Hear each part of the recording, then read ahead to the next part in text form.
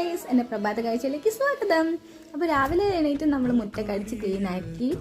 ഇന്ന് പൂജ എടുക്കുന്ന ദിവസമാണ് പുസ്തകങ്ങൾ. അപ്പോൾ അമ്പലത്തിൽ പോകണം. നമ്മൾ ചെടികളൊക്കെ നോക്കിയപ്പോൾ താമര കുറച്ച് വിരിഞ്ഞ് നിൽക്കുന്നുണ്ട്. പിന്നെ ഈ റെഡ് പൂവ് ആദ്യമായിട്ടാണ് അതും ഉണ്ടായിക്കണേ. അതിൻ്റെ നമുക്ക് സമയം കളണ്ട് വേഗം കുളിച്ചിനി അമ്പലത്തേക്ക് പോകണം. ഞാൻ ആദ്യം വേഗം കുളിച്ച് ആരാധനയെ വെയിറ്റ് ചെയ്യാണ്. ഞാൻ നടന്നു പോകാമെന്ന് വിചാരിച്ചതാണ്. അപ്പോഴാണ് അച്ഛൻ പറഞ്ഞ് കൊണ്ടാക്കി തരാമെന്ന്.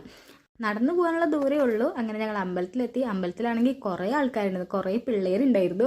അങ്ങനെ ഞങ്ങൾ 8 മണി 8:15 പുറപ്പെട്ടിട്ട് 10 മണിയൊക്കെ ആയി കഴിഞ്ഞപ്പോൾ കുറേ പൂജയൊക്കെ ഉണ്ടായിരുന്നു. അങ്ങനെ പുസ്തകം പൂജിച്ചതൊക്കെ തിരിച്ച് കിട്ടി, പായസമൊക്കെ ഉണ്ടായിരുന്നു. പിന്നെ അമ്പലത്തിൽ നിന്ന് മിഠായിയും പേനയൊക്കെ കിട്ടിയിട്ടോ. തിരിച്ചു വന്നപ്പോൾ ഞങ്ങൾ നടന്നാ വന്നേ. വരുന്ന വഴിക്ക് കുറേ കൃഷ്ണകിരീടം വിരിഞ്ഞ് നിൽക്കുന്നുണ്ടായിരുന്നു. ഓണത്തിന് ഞാനും ആദ്യം എന്നും വന്ന് നോക്കും, പക്ഷെ ഒരൊറ്റ പൂവ് ഉണ്ടാവാറില്ല. അമ്മയും ഞാനും അച്ഛനൊക്കെ ഒരുമിച്ചെത്തിയത്. അവർ പുറത്ത് പോയേക്കായിരുന്നു. അങ്ങനെ അമ്മയ്ക്ക് ചന്ദനൊക്കെ തൊട്ട് കൊടുത്തതിന് ശേഷം ഫുഡ് കഴിക്കായിരുന്നു. കാരണം നല്ല വിശപ്പുണ്ടായിരുന്നു. Have a nice day. Thank you for watching guys.